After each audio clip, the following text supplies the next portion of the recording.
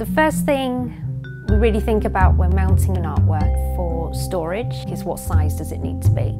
And this is often dictated by the size of the paper, the sheet on which the artwork is printed, which is very much the case with this one. On the face of it, it looks like it could fit into an imperial size, which is one of our 7 standard mount sizes that we use here, just really to help us be efficient with our storage space. But upon looking at it, I can see that the print isn't central to the sheet. And so in this instance, it's going to have to go into a slightly larger mount size, an atlas mount size, in order to accommodate the difference in the sizes.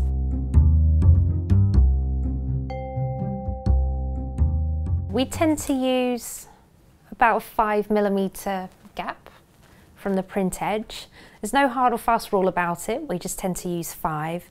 And then whatever is necessary to take into account any inscriptions, the artist's signature and a title of the print.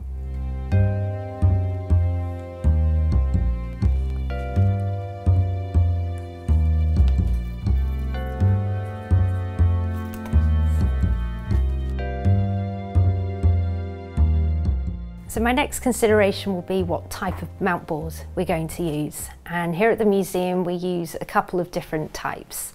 For prints we traditionally use conservation board, and for drawings we'd usually use museum board. It's a lot purer, but we always use very high quality boards when mounting our artworks.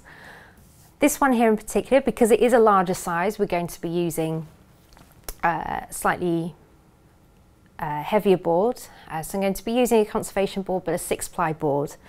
A, because it's bigger for this size, and when you're handling your board, you don't want your backboard in particular to be floppy. You still want the artwork to be well supported by its backboard, but also because the surface of this print is quite undulating, so the extra depth of the 6-ply mount will just give us that bit more room between the top of the printed surface and the top level of the mount when it's in storage, just to ensure that the surface of the print is well protected. I'm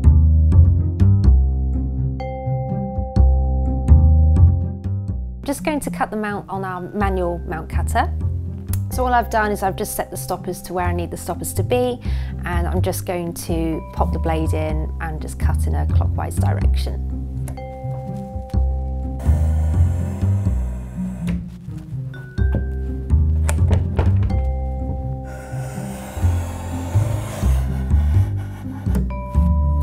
So what I'm doing is just testing that the blade's gone through. I'll just do it again.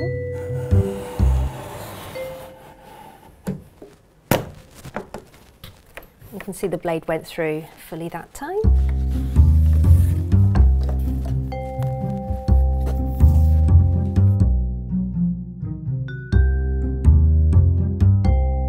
So before I assemble the mount together, I'm just going to check that the aperture fits our print. And I'm also going to use this opportunity just to check that we have enough of a gap between the surface of the print and the top of the mount, so that we know that the surface of the print is well protected while it's in storage, or perhaps when it's in framed and going on loan. So you can see there that we've got a nice big gap there, so there's plenty of room for the object to breathe. So just one of the finishing procedures here is just to round the corners of the mounts, which I'm doing with this corner cutter. And this just helps to remove the sharp corner of the mounts. When you're handling mounts, there's no risk of any damage either to mounts or even possibly to artworks by sharp corners. So just going to cut a strip of linen tape, which has got a water-activated adhesive on the back. And just with a little bit of excess so that I can trim that off once it's all dried. So I'm just going to line these up and weigh them down so they don't move while I'm putting the tape on. I'm just applying just water to the back of the tape.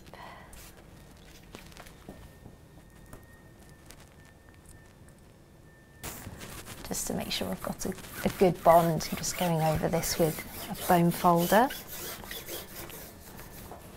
I'm just inserting just some silicone release. This is so that the tape can dry out, moisture can still move through that piece of paper, but the tape isn't going to stick to itself if there's any adhesive that's made it onto the front side of it.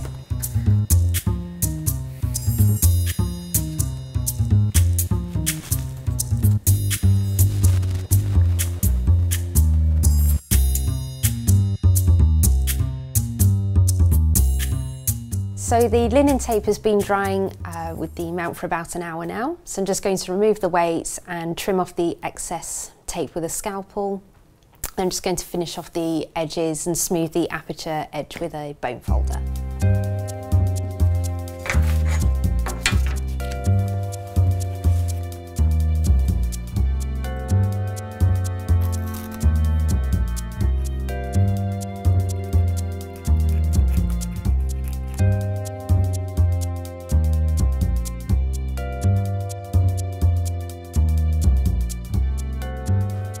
So the next thing I'll be doing is just all this around the edges.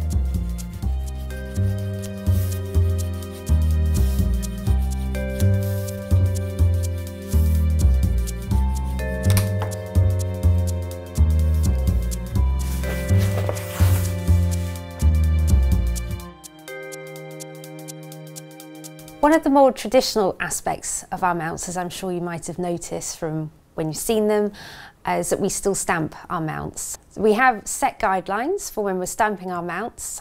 This gives a really consistent look across the collection. So for this particular mount, I'm just going to stamp the artist's name, its registration number, and also its acquisition details before I hinge the object into the mount. What I'm going to do initially is just mark up where I need to stamp the artist's name.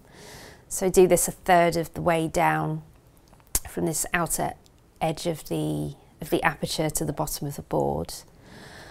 And then the registration number and the presented by, again that's a set number of mils up from the bottom, so I'll be doing that at 16 millimeters, which is standard for registration numbers and credit lines.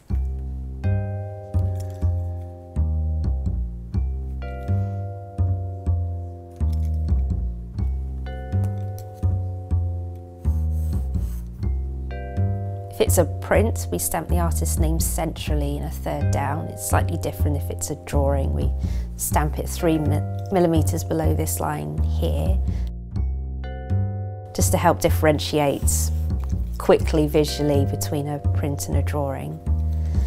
And then this edge starts about 16 mil in from the edge.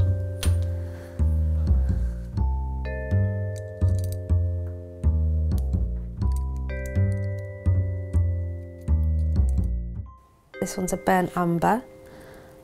It has all the appearance of sepia when it's actually stamped. And I'm just doing this just to warm up the ink and get it nice and sticky so you get a good impression. I'm just going to test it just to check the spelling.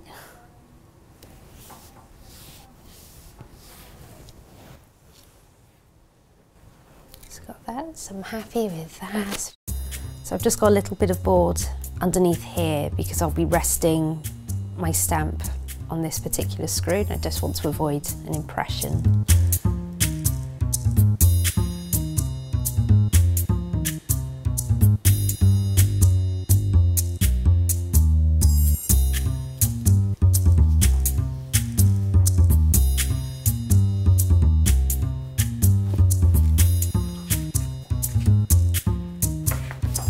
This time I'm just using a couple of bits of scrap board just to raise the level of this.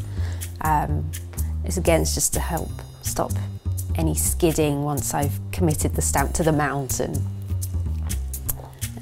roll it.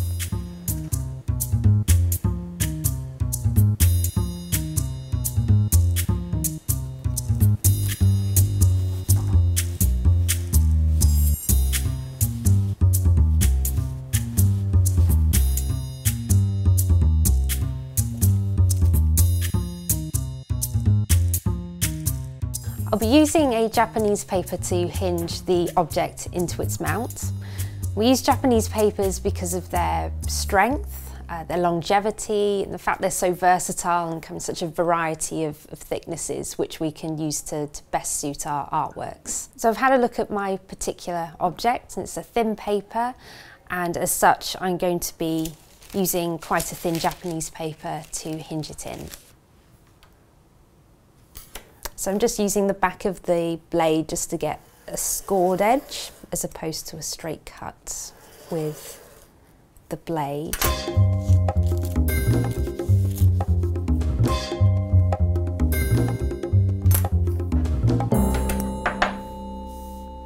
For this particular print, I'm going to use a hinging method called T-hinging, which will become clear as we put the hinge on and hinge it into the mount. But essentially it's a two-part hinging process. I'm just going to attach tabs along this edge of the print, directly on, only about 5mm on the back of the object.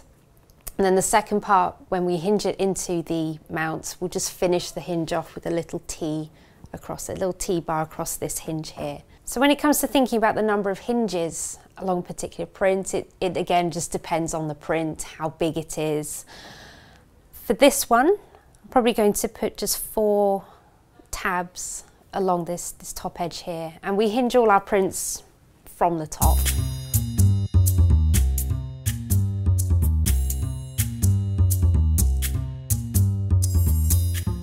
So I've cut 4 of these initial tabs, all exactly the same size, and I'm just going to position them equally along the top edge of this print. So for the pasting, I'm just using methyl cellulose. We use this for the vast majority of our hinging. Alternatives that we would regularly use would be wheat starch paste if we were to be hinging a parchment, or occasionally we'll get a print that's on textiles. I've just pasted out about 5mm on the back there, and I've just set it slightly in so that there's a bit of hinge that at the moment isn't attached there, so it's got a little bit of freedom of movement.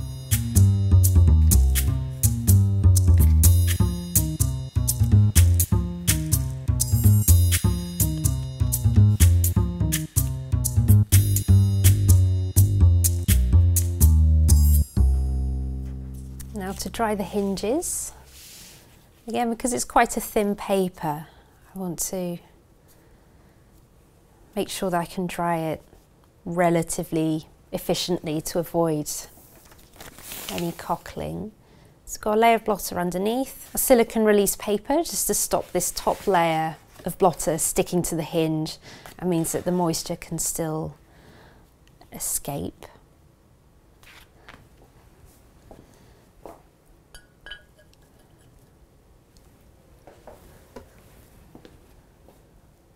And then I should leave these hinges underneath weight for about an hour just to ensure that they've fully dried out before we hinge it into its mount. So those hinges are now dry on the print. So all I'm going to do is now position it into its mount, lightly weigh it down, and do the final stages of hinging, which is just pasting this hinge onto the back balls and then applying the T-bar to finish.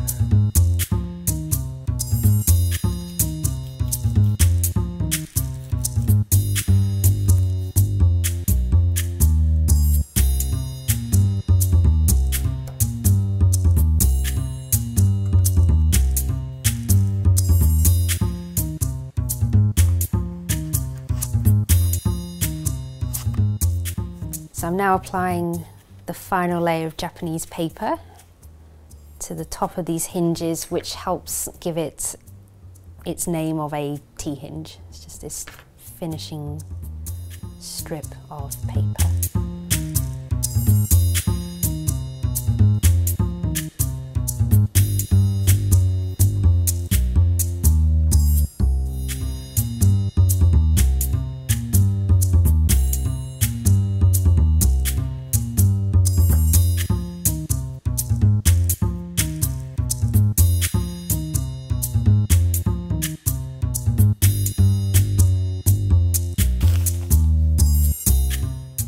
Again, I'm just applying the layer of silicone release,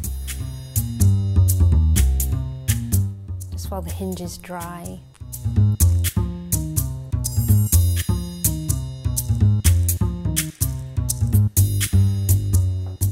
So the hinges have been drying for a time now, and they're now completely dry.